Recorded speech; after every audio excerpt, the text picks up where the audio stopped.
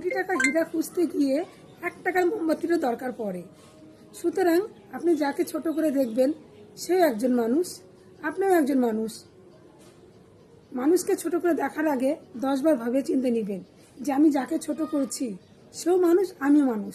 তাহলে মানুষের মানুষকে কি করে ছোট করে দেখি আমরা? এটা কি ঠিক? আমার মতে তো ঠিক না। আমরা যাকে ছোট করে দেখবো, যাকে অবহেলা করব, জীবনে এমনও দিন আসবে তাদেরকেই আমাদের দরকার পড়বে। তাই মানুষকে কখনো ছোট করে দেখবো না। যদি পারি ভালোবাসা নিয়ে পাশে থাকবো।